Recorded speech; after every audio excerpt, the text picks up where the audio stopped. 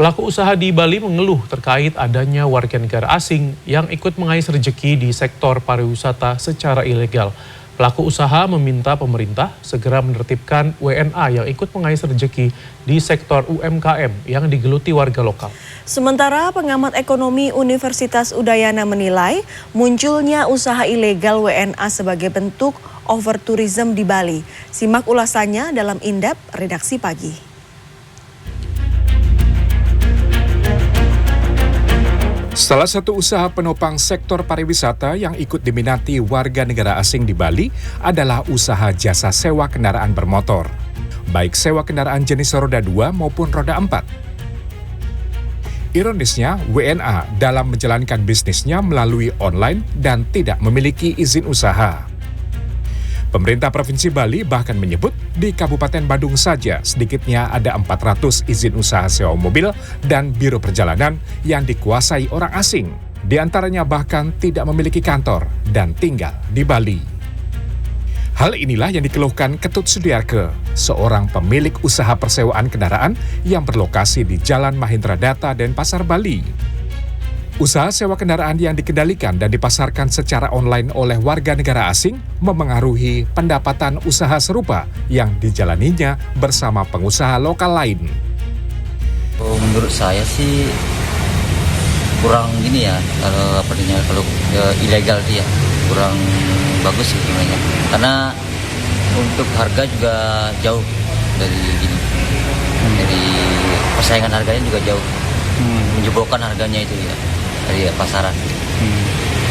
Harapan kepada pemerintah, Mas? Ya segera ditertibkan untuk yang rental yang nakal ini.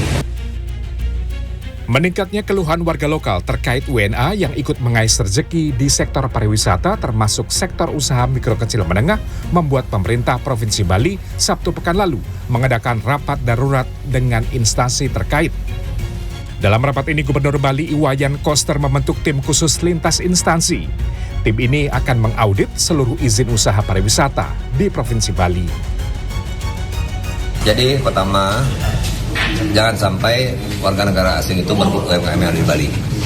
Dan Bapak Gubernur sudah menginstruksikan dan kita tim sudah bergerak bersama-sama untuk mengantisipasi itu. Prinsipnya yang satu dulu, masyarakat Bali ini harus menjadi tuan rumah sendiri.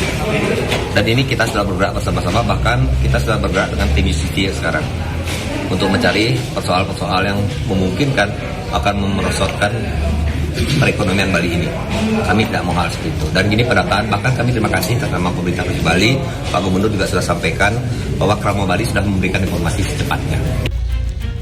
Sementara itu, pengamat ekonomi Universitas Udayana menyebut salah satu bentuk overtourism di Bali tidak hanya bisa dilihat dari kemacetan lalu lintas saja, namun juga munculnya usaha ilegal di sektor pariwisata. Nah, kemudian ada kemacetan, itu kan bisa menjadi salah satu bentuk daripada overtourism.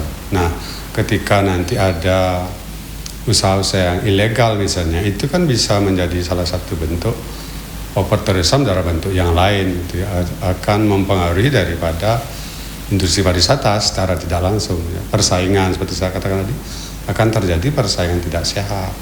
Nah itu perlu dilakukan tindakan-tindakan yang ya preventif lah. Jangan sampai misalnya sudah marak nanti perusahaan ilegal baru kita tindak. Ya. Seperti sekarang yang etika sebenarnya. Etika sebenarnya itu kan bisa ditangani dengan adanya aturan-aturan, misalnya the do and the do-nya. Jadi mana yang tidak boleh, mana yang tidak boleh. Perlu ada denda dan sebagainya.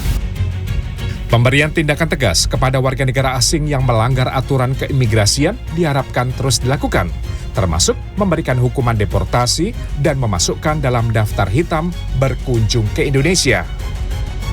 Tindakan operasi justisi terhadap warga negara asing ini diharapkan akan memberikan efek jera. Tim Liputan CNN Indonesia.